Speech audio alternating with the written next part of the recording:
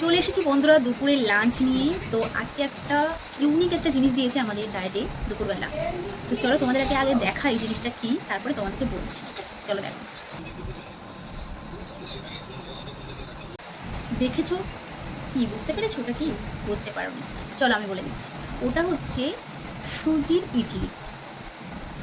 আজকে দুপুরে আমাদের এটা খেতে দিয়েছে, সুজির ইডলি।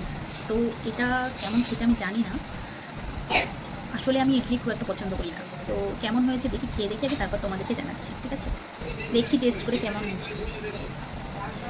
আমি অবশ্যই ইডলি খুব একটা পছন্দ করি না, তবু দেখা যাক।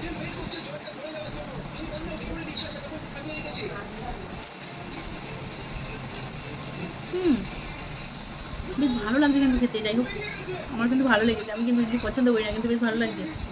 এর সাথে একটু সাম্বার হলে ভালো হতো। আমাদের সাম্বার দিয়েছিল বানাতে, কিন্তু আমার ছোলার ডাল আনা ছিল না বলে আমি সাম্বার বানাতে পারিনি। তো এটা কিন্তু বেশ টেস্টি হয়েছে।